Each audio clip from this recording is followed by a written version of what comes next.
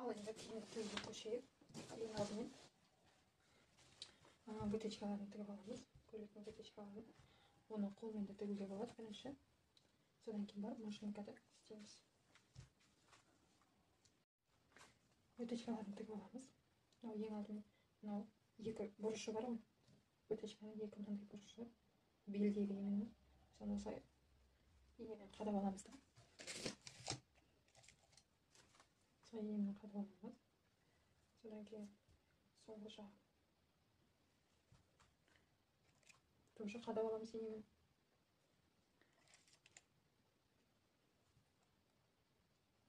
Екі выточканың ұзындығы бірдей болу керек. Артқа екі выточкамен, алдыңғы екі выточкамен ұзындығы. То есть арттары бірдей, алдылары өзі жеке бірдей болу керек. Бізде выточкамыз мына жерден бітеді. Былай қараймыз. Иеміз тура келесі сызықтың үстінде жату керек. Сонымен тіге аламыз. Жіпті желательно бір қабат қылып алған дұрыс. Себебі тігіс түскен кезде жіпті шығару қиын болады. Екі жіпті шығару, бір жіпті шығару қиын болады. Және тіккенде прям мелкий кішкентай қылып тігудің қажет жоқ. Мына жерден бастасақ, мына жерден кішкене өтеміз де, содан үлкен етіп тіге беруге болады. Себебі бұл жай матаның жылжып кетпесі үшін көмекші тігіс. Енді бастаған қыздарға міндетті түрде қол тігісін қолдануды кеңес беремін. Бірінші міндетті түрде қолмен тігіп аламыз. Содан кейін барып оны машинкамен тікпестен бұрын киіп қараймыз. Енді мынау выточканы только киіп қарай алмаймыз ғой. Сондықтан бірінші жан тігісін тігіп болғаннан кейін выточкамен кейін киіп көреміз. Жақсы отырды ма, қалай отыру, чем тігіп болып, содан кейін барып оны қайтадан сөйтіп, қайтадан тіккеннен гөрі осындай тігіспен тігіп киіп көрген әлде қайда уақытты үнемдейді. Міне осылай арасын ашық-ашық қылып тіге беруге болады. Тура осылай. Менде мына жерде 4 выточка бар. 4 выточканы тура осылай барлығын тігіп аламын. Инемізді алып тастаймыз. Міне осылай тігіп болғаннан кейін мына жерге жіпті қатты байламай жай бүйтіп тастап кете саламыз.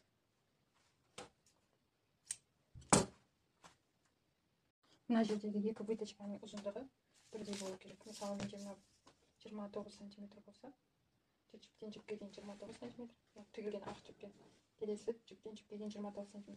Содан мынаны қайтадан алып, мына выточканың сызығын қайтадан сызып шығамыз. Сызған кезде мына жері үш бұрыш болмайды.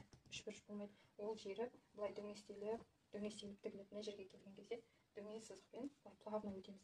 Содан мына жаққа шығатын кезде үш бұрыш болып шықпайды. Бұл жерге шыққанда міне былай шығады. Выточка болса, мына тігісі міне былай үшкірленіп, жайлап азаяды. Сразу келіп бітпейді. Себебі мынау трикотажда ол көрінбеуі мүмкін. Созылмайтын маталарда мына жері үшкіріп былай шығып тұрады. Сол. Енді тігеміз. Ұзындықтары бірдей. Көктем алдық. Енді тігіп шығамыз.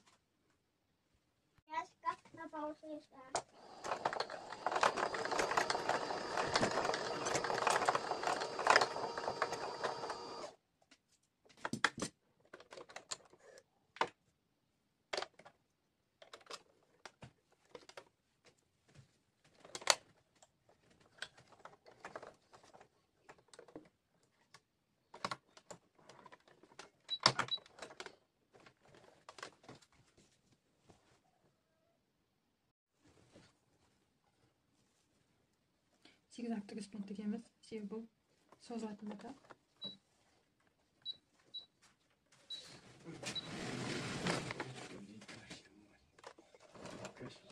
Енді выточканы тіккен кезде бізде зигзаг тігісі деген болады. Зигзаг тігісінде мынау, мысалы, мына тігіс ара қашықтығы, тігістің ара қашықтығы 4 мм, ал ені 1 мм. Мына жерде ені 1,5 мм, ара қашықтығы 2,5 мм. Бізге керек тігіс мынау үлкен болып кетеді. Мынау ең дұрысы осы болады. Себебі мынау тігістердің ара қашықтығы жиі болған жақсы. Совсем кішкентай болса, ол болмай кетеді. Мына совсем кішкентай, мына жерде мынау совсем қатты кішкентай бөлігі. Солай осы зигзаг тігіспен мынау созылмалы материалдардың барлығын зигзаг тігіспен тігеміз. Олай болса, тігейік. Мынау бас жағынан бастаймыз. Бас жағынан бастаған кезде былай қойып аламыз, инені кіргіземіз де, мынау артқы жақтағы екі жіп бар ғой, соны қолмен осылай ұстап тұрамыз. Қолмен ұстап тұрамыз да педальды басамыз. Мынау артқы жіпті, мынау жіп кішкене мынау қиын жерден өтіп кеткенше қолмен, материалды да былай қолмен, жіпті да былай тартып көмектесіп тұрамыз машинкаға көмектесеміз осылай. Міндетті түрде. Егер олай істемесек, мына астыңғы жіп шайналып, үзіліп кететін болады.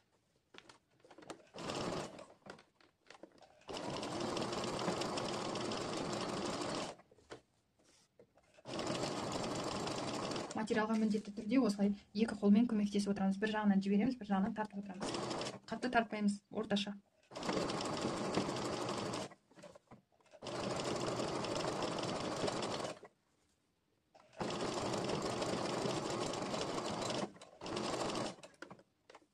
Жерге келген кезде, мынау негізгі жіп, мынаны тартып тұр, жаңағы тігіп алған жібіміз, үзіп тастадым. Себебі оны тартқаны керек емес, қазір тігіс дұрыс түспеуі мүмкін. Аяқтағанда зигзаг тігіс болғандықтан одан закрепка жасалынбайды, жасай алмайсыз. Сонымен былай кесіп аламыз да, осы екі жіпті алып бір-бірімен байлаймыз. Осылай байлаймыз. Кей жағдайда жай машинканы төмен қарай түсіп, жай тігіп өткен кезде өз байланып қалады жіп. Екі рет байлап, кесіп алып тастаймыз. Ненің басқа жағында тура солай істейміз. Екі рет байлаймыз. Біреу. Даже екеу жетеді. Қатты тартып. Сонымен кесіп тастаймыз. Неге зигзаг тігіс дейсіз бе? Міне зигзаг тігіс созылады. Обычный тігіс жыртылып кетеді. Сондықтан зигзаг тігіспен тігеміз. Міне нені жіптерін алып тастаймын.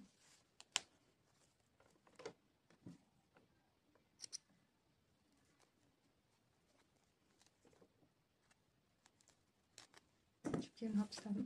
Енді бұны үтіктейміз. Міндетті түрде әрбір выточканы салып болғаннан кейін оны үтіктейміз.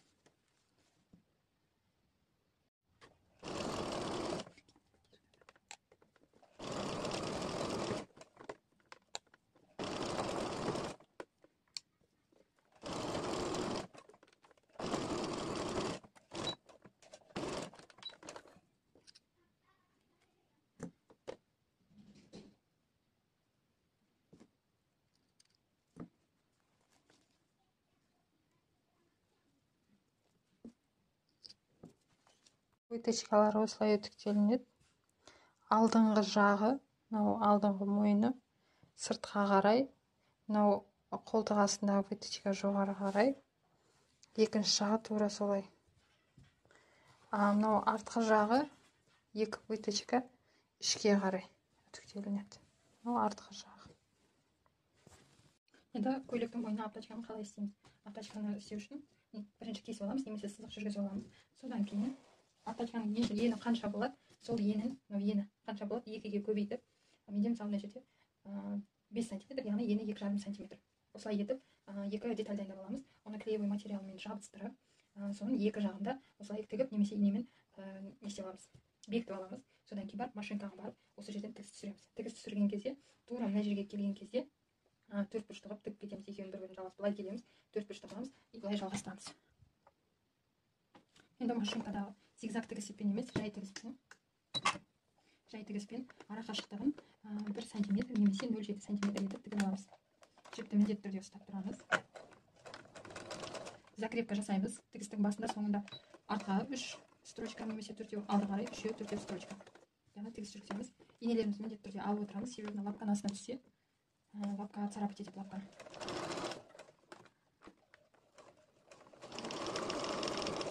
Тігісімізді былай қарап отырамыз. Қалай тігіліп жатыр? Менде мысалы мына жерде астыңғы мата кішкене жылжып кетті.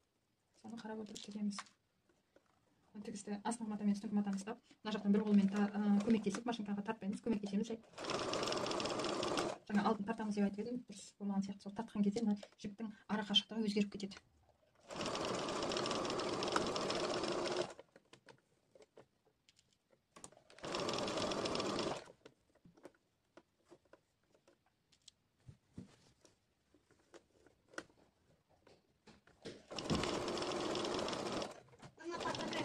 Далаға шығып кетті.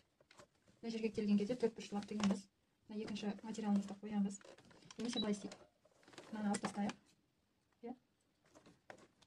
Алып тастадық. Содан кейін барып, мына жерді қараймыз қалай басталды. мына жерде қалай басталды, тура солай түсу керек. Так, мына жерде арақашықтығын қарап жатырмын да, арақашықтығы дұрыс екен, түрткіштілік тіге берейін онда. Себебі мына жерде материал кішкене артық болып тұрғаннан кейін тексеріп алайын дедім. Тіккен кезде мынау жырықты, мынау кесілген жер бар, сол жерден асып отырып түртбұрышты істейміз. Жетпей істесек, кесілген жеріміз көрініп қалды. Екеуін біріктіреміз.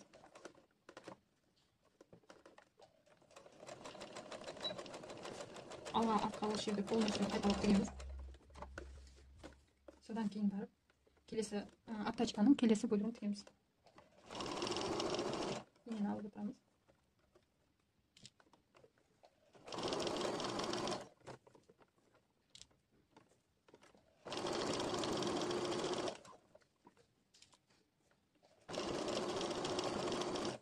Аптачканың ұзындығы жаңағы кесілген жердің ұзындығынан 2, 3 немесе 4 см асып тұру керек.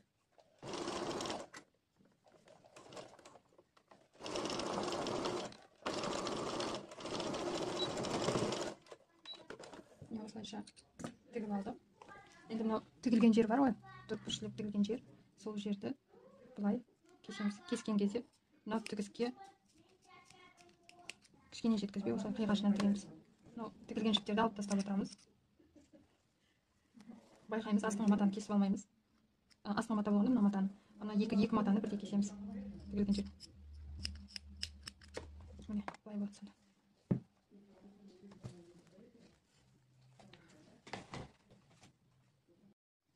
Мен жаңа істеп қойдым, жаңа тігілген жер. Мынау егер де былай қайырылып ішке кірмей жатса, мына жерді тағы кішкене кесіп жібересіздер.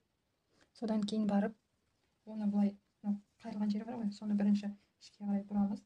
Мына жерді қолмен ішке кіргіземіз. Келесі екінші жағында тура солай, тура осы тесікке, осы қуысқа деймін, ішке осылай кіргіземіз. Және қолмен көмектесеміз былай. Қолмен көмектестік. Енді кірді ғой. Кірген жерді асты жағынан, кірген жерді дұрыстап ұстап тұрып,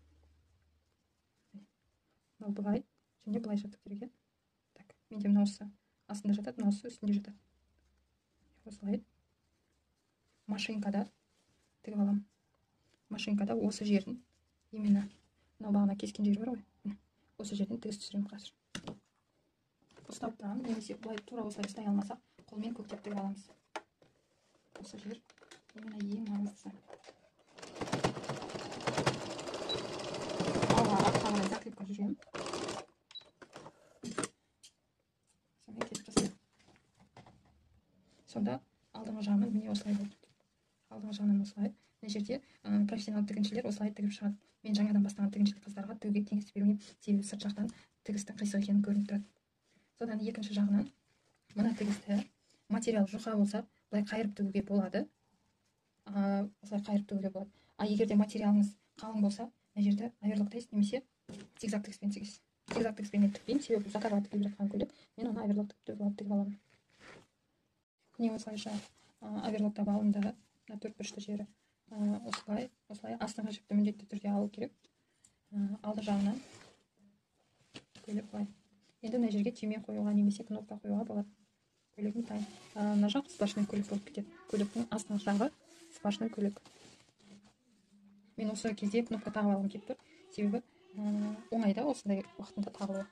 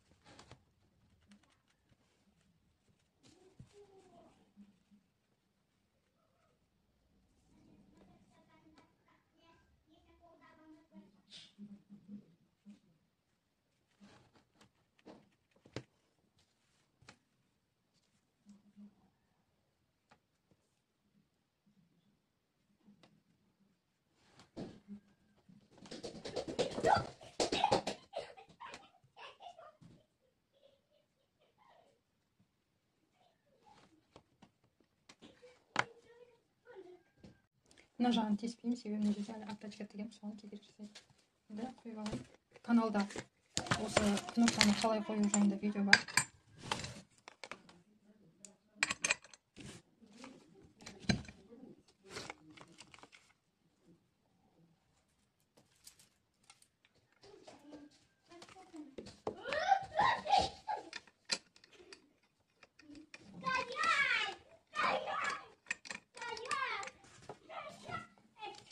Үстіңгі матаға түйме тігіледі.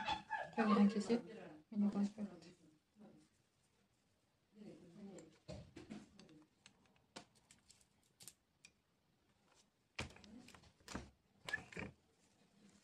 Осылай түйме дайындалады. Негізі осы престі алуға кеңес беремін. Себебі түйме обработка жасайтын бытовой машина. Ол түйменің тұратын орнын әдемі істемейді. Содан әдемі істемегеннен кейін сіздің әдемі тігілген көйлегіңіз түймеге бола құртылады ғой. Өзінің киімдерін әдемі істегісі келетін адамдар міндетті түрде пресс алады. Мынау турецкий пресс. Турецкий прессті неден заказ беріп аласыздар, интернеттен заказ бересіздер. Турецкий пресс TR2 деп. Міндетті түрде кнопкаларын, насадкаларын барлығын алу керек. Осылайша әдемі эстетичный түрі болып. Астыңғы жағынан насадкасын ауыстырамыз. Каналда видео бар. Қайсысын бұл жерде түсініп тұрған жоқ шығарсыздар. Қайсысы қай жерге салынатын жайында видео бар.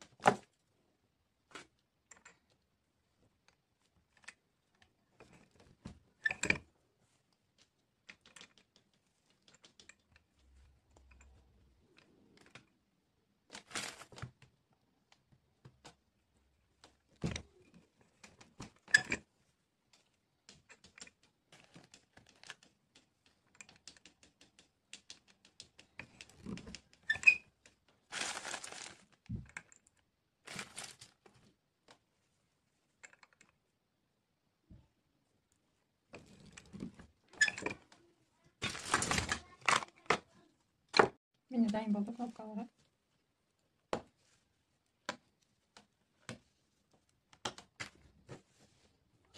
Осылайша көйлектің алдыңғы бөлігі дайын. Мен де жаңа осы көйлекке қалта тігемін деп ойладым. Алдыңғы неге артқы қалтаның астыңғы жағына мынандай көрінбейтін осындай ленточка деймін, осындай тігемін қазір. Тіккенде мына жағына оверлоктап алып осылай тігіп шығамын, немесе былай тігіп, мына жерден тігіп былай қайырып қоюға болады. Мен жайды осылай тігіп шығамын.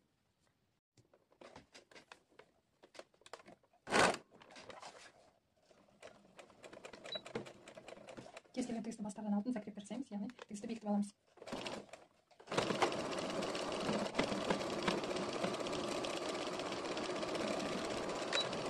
Тігістің соңында да тігісті бекітіп аламыз. Осылайша. Бізде киімнің алдыңғы және артқы бөліктері бізде дайын. Выточкаларын салдым, выточкалар үтіктелді. Енді мына артқы бөлігін алдыңғы бөлігіне қойып, кішкене алдыңғы бөлігі, артқы бөлік кеңдеу сияқты. Бізде ремешок болады. Ремешок. Мен оны артқы бөлігін кішкене 2 сантиметрге қысқартып шығамын қазір. Бағана тігіске мен артық алған болатын, бұл трикотаж материал болғандықтан оны кесіп алып тастағанда ештеңе. Енді көйлекті бір-біріне қойып алып, мынау артқы бөлігі, мынау алдыңғы бөлігі иық тігістерін инемен біріктіріп шығамыз. Тігістері бір-біріне сәйкес келіп тұрып керек. Ой, кесілген жерлері. Содан қолтықты істеп аламыз.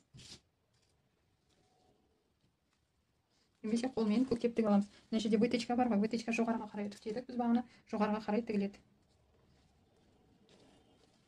Беліне сәйкес келіп тұру керек. Оны қайдан білеміз? Анау сызбаны сызған кезде бел сызған қай жерден өтетінін өзімізге сызып аламыз кішкене. Осылайша барлық жерін қосып шығамыз. Қазір мен мына көйлектің иығын және жан тігісін тігіп аламын да, сонымен примеркаға жіберемін. Мына жерде ремень болу керек, мына жерде қалта болу керек, бірақ оны пока істемей тұрамын.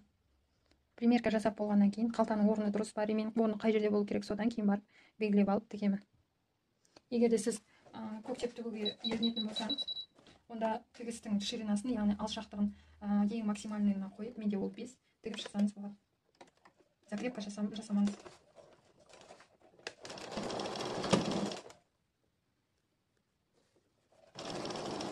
Менде тігіске қалған орын 1 сантиметр. Сол именно сол 1 сантиметрден тігіп шығамын.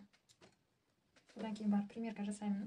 Примерка болғанда ол қыздың фигурасы менікіне ұқсайды, өзіме примерка жасаймын. Негізі манекенге жасау керек.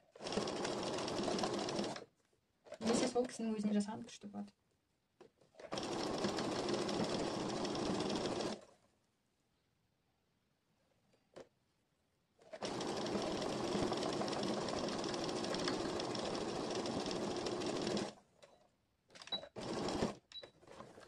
Привычка. Так. Иықтарында тігіп аламын. Инелерді алып тастауға болады. Мен енді бұл жерде қолмен біріктіре аламын. Себебі сөйтіп алды.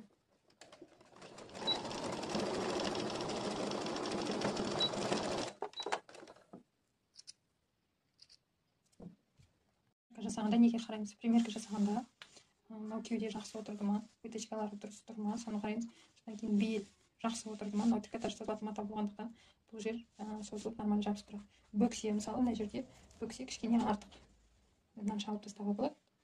Бөксені. Соны мына выточкаларды тағы жақсылап тіктеу керек. Қолдың ойығы нормальный. Но 1 сантиметр тағы алып тастауға болады. 1-1,5 сантиметр төмен қарай. Алды нормальный. Арқасы дұрыс отыр. Сонымен енді қалтаның қайда болатындығын өлшейміз. Қол қайда тұрады? Міне, қол мына жерде тұрады. Қалта значит мына жерден бастау керек. Осы жерден бастап, міне осы жерге дейін қалта, бел. Мен оған ремешок істейін деп едім, бірақ ремешоктың қажеті жоқ екен. Ремешок артықшылық болды. Демек ремень болмайды. Міне осылай қалтаның орнын анықтап алдық. Мүмкін мен свободаны кішкене қалдырамын. Себебі қалтаның да тұратын орны керек қой, кішкене свобода. Қатты жабыспаса, қалта былай торчать етіп тұрады. Сыртқа шығып тұрады. Міне осылай примерка жасап аласыз. Иықты дұрыс отырды ма? Мысалы мына жерден иықты тағы кішкене былай ашуға болады. Қазір оны қараймыз. Мойнына обтачка емес, биік әтегені деп шештім. Себебі мынау түйме біріккен жері дұрыс отырмайды. Бейканы аламыз. Қолдан дайындап аламыз, немесе осындай готовый бейканы ала саламыз.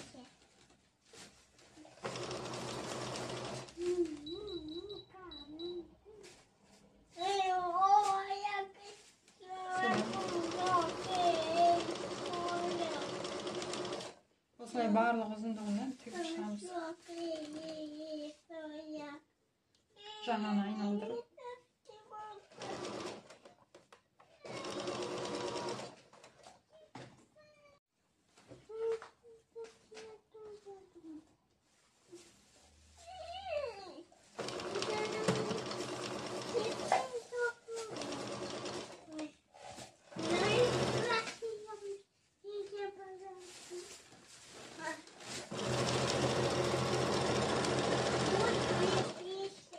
Еркебан сөйлемейді.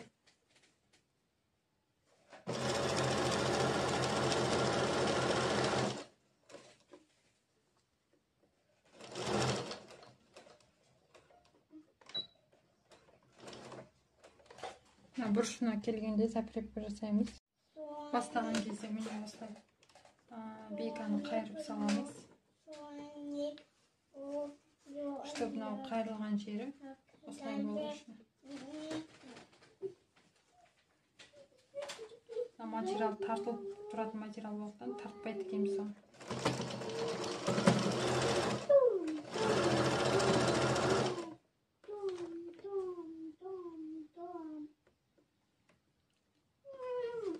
Иықтың тігісін артқа қарай жібереміз.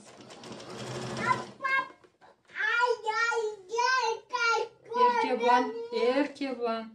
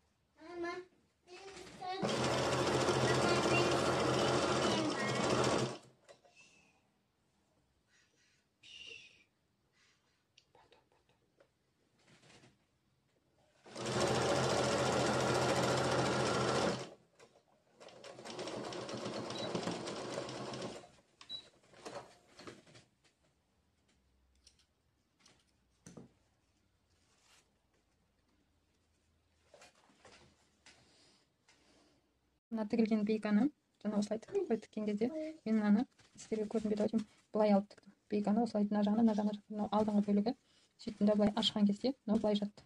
Енді бұл бейканы осылай қайырып ішке қарай мына кант дейді 2-3 мм кіргізіп барып осылай жасап үтіктеп аламын. Үтіктеп алғаннан кейін көктеп аламын, немесе инемен қыстырып алып үсті жағынан тігіп шығамын. Үсті жағынан тігемін, немесе көрінбейтін потайной тігіспен тігіп шығамын. Көреміз қазір. Міне осылай аптачканы инемен тігіп алдық, орнықтырып алдық. Мына жерлерін кіргізіп тігеміз. Тіккен кезде сырт жағынан ол былай, сырт жағынан былай, іш жағынан. Мына жерде екі түрлі, мына жақтан бөліп алдым аптачканы. Содан кейін барып мына жерін былай алдымда артымен кесе аласыз. 2-3 см арқамен былай алдымда былай майыстырып кіргіздім. Майыстырып кіргізгенде телефон қолымда тұрғандықтан дұрыс майыстырып кіргізгенде міне былай болады. Так, енді осы түсте жіппен тігіп шығу керек. Содан кейін барып мына жерге кнопка орнатамыз. Мынандай кнопканы орнатамыз. Содан кейін қылтамен қолға көшеміз. Асты жағы вырез болады. Мына жерін оверлокпен өңдеп, астыңғы жағын қайтып тігемін.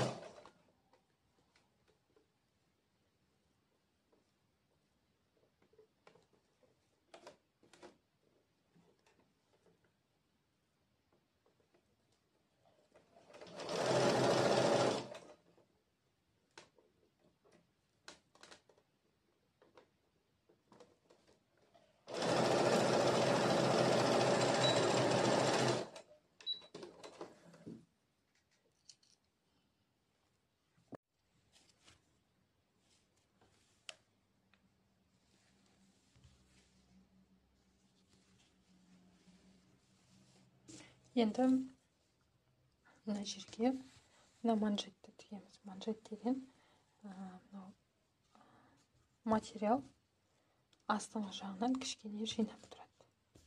Бірінші материалды былай тігіс түсіріп аламыз мына жерден. Содан кейін барып екі бүктеп мына жерге тігеміз. Ол үшін мына жерге де сборка жасап аламыз. Оған дейін мына көйлектің жан тігісін толығымен оверлокпен біріктіріп шығамыз. Бірінші қадам сонда бірінші оверлокпен біріктіріп шығамыз. Содан кейін барып жеңге сборка жасаймыз да манжетті тігеміз. Бірінші мына қолды істедік қой. Қолды сборка жасап шықтық. Сол жердегі жіптерді алып тастаймыз. Одан кейін барып оверлокпен жүріп өтеміз. Осы жерде өңдейміз.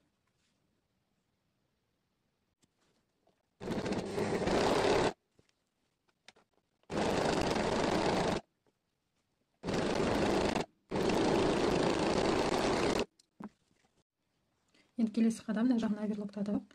Енді қолтықтың именно біріккен жерін тура түсу үшін оны біріктіріп аламыз. Оны қалай біріктіреміз? Мына жерден именно тура ортасынан, мынаның ортасынан қосамыз. Сөйтеміз де бір тігісті былай жатқызамыз. Сөйтіп былай бір-екі қадам жүреміз. Яғни қолмен біріктіріп аламыз.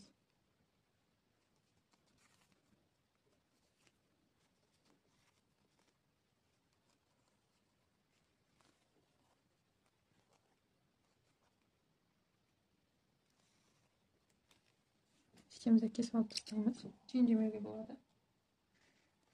Содан мына жағынан қараймыз. Қараған кезде мына тігісіміз бірдей жату керек. Енді бірдей жатыр. Қолды алып біріктіріп қараймыз. Мына жақ қарай. Міне менде сызба бойынша мына жерде вытечка болу керек. Ол вытечка жоқ, сондықтан менде кішкене артылып тұр. Оны осылай тігіп аламын.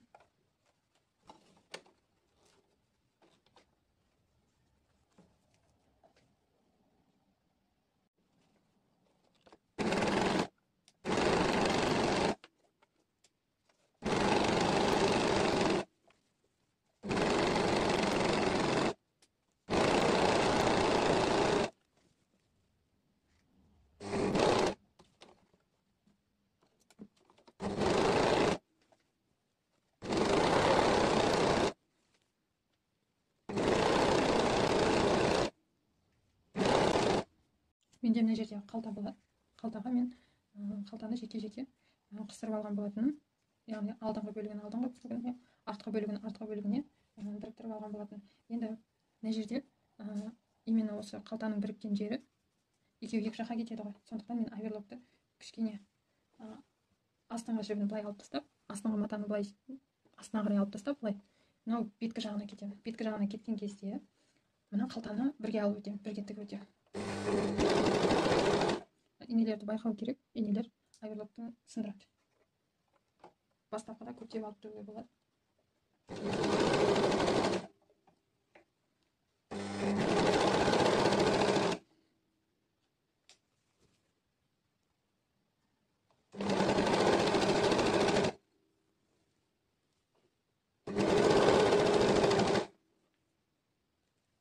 Және мына жерде менде жырық болады етек жағында.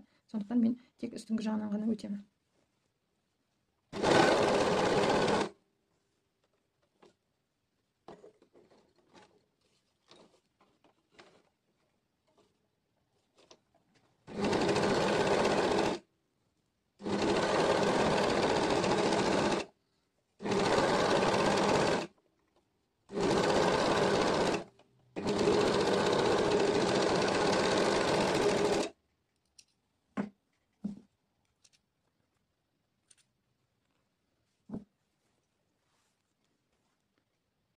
Қалтаның бірінші жағы біріктірдік. Көйлекке екінші жағын енді тігіп аламын. Бұл қалтаның екеуін бірдей орналастыра отырып тігу керек. Себебі мына жері беттесу керек. Артық жіптерін кесіп алып тастаймын.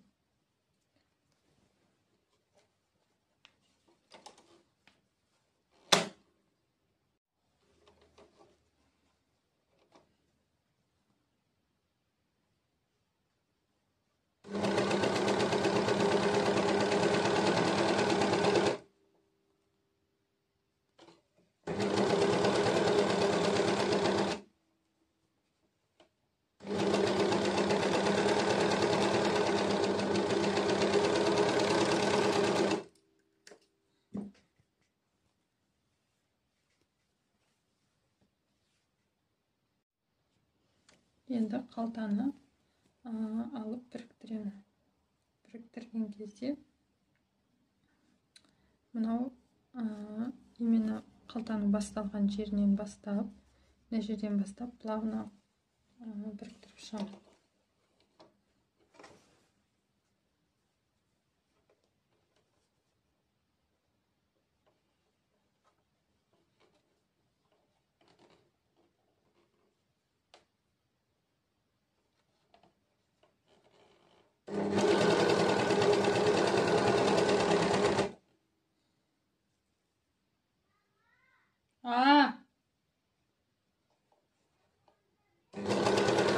Папаның телефонын ал.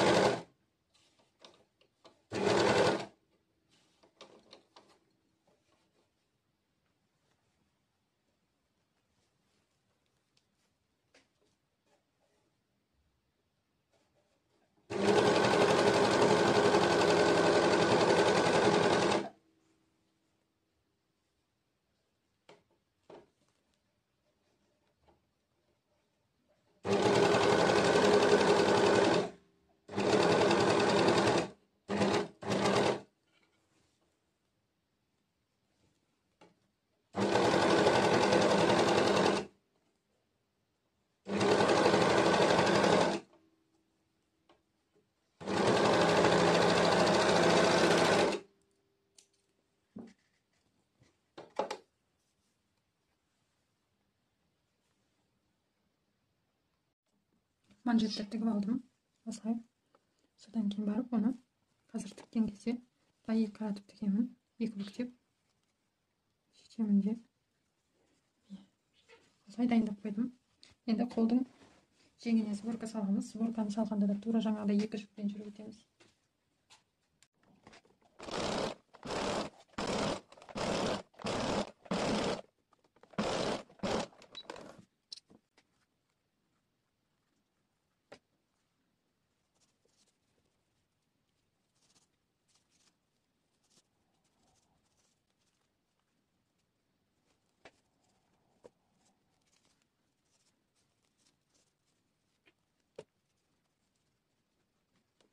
Енді мынау сборка жасалғанда көйлектің жеңін манжетке шақтап аламыз. Менікі міне кішкене кішілеу.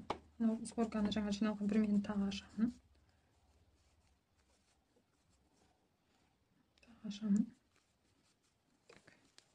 Енді шақ келді.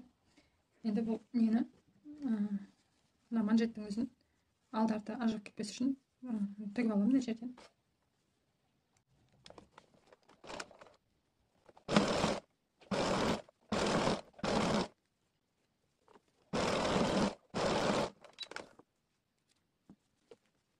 Енді бұл тігіп алған бөлікті мынау тігісін мына қолдың тігісіне қаратып тігемін. Мынау бүкіл жіптерді байлап қоямын. Қазір кесіп тастаймын оны. Тігіп болғаннан кейін кесіп тастаймын. Оны қаратқан кезде міне мынамен оны біріктіріп, осылай тура жаңа қолдықтың тігісін келтіріп едік қой. Тура солай келтіріп аламыз.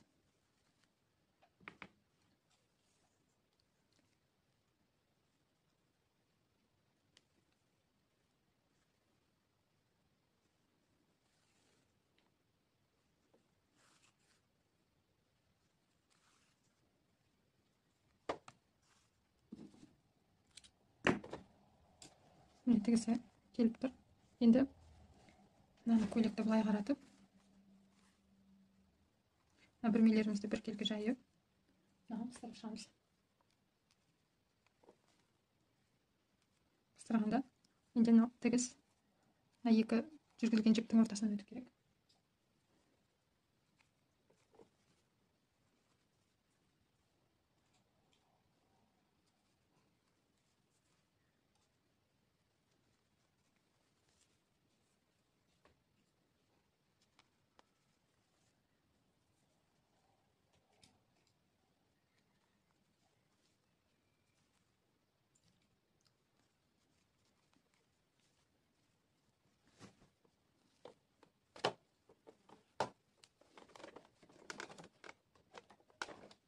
Енді машинкамен тура ортасынан тігіс жүргізіп аламыз. Содан кейін барып оверлоктаймыз.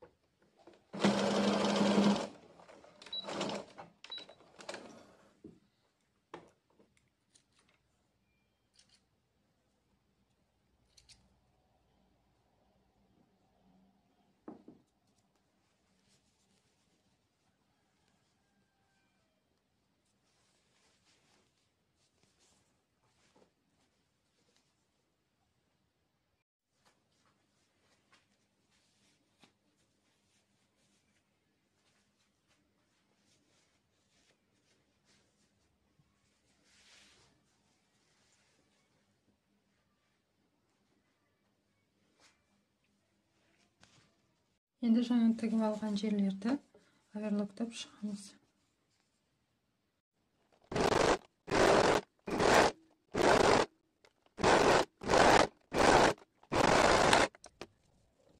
Келесі мынау шлицеді, көйлектің шлицін қалай екі жаңғы шлицы дейма, жарық дейма не дейді, соны қалай өңдейміз. Бұны бекамен де өңдеуге болады әдемілеп, немесе жай осылай тігіс түсіріп шығуға болады. Ол үшін мына жан тігісін кішкене былай оверлокталған тігіс бар және жан тігісі бар. Міне мынау жан тігісті былай кішкене 1 сантиметр немесе 1,5 сантиметр ары алып, сол алынған жерді былай қайырамыз. Алынған жерді былай қайырып, осы жерден тігіс түсіреміз. Былай турасынан тігіс түсіреміз. Көйлектің астыңғы жағын оверлоктап, оны былай қайырып тігетін боламыз. Сонымен көйлегіміз дайын болды.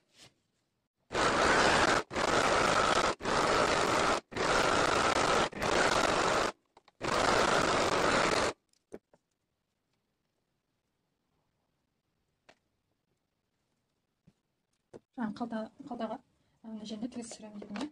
Сол тігісті түсіріп қойдым. Кез келген тігісті закрепкамен бастап, закрепкамен аяқтау маңызды.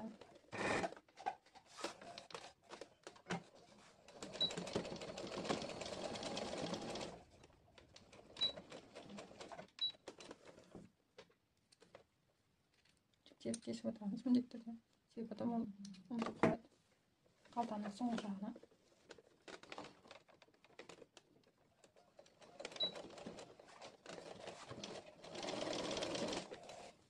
Осы тігістер мынау шлица жақын болғандықтан, шлицаға дейін жалғастырып кетемін. Мынау мен алдыңғы тігісім болатын.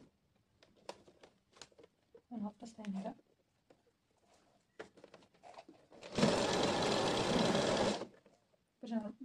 Бірде 2 сантиметр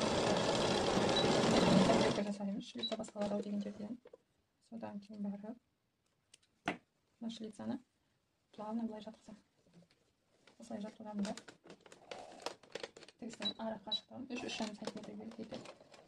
Закрепкамен бастап.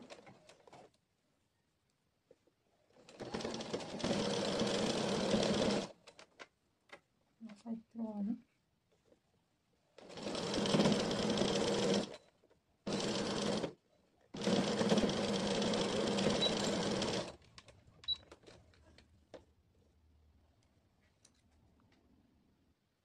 Екінші жағын тігіп аламыз. Екінші жағын асты жағынан бастап.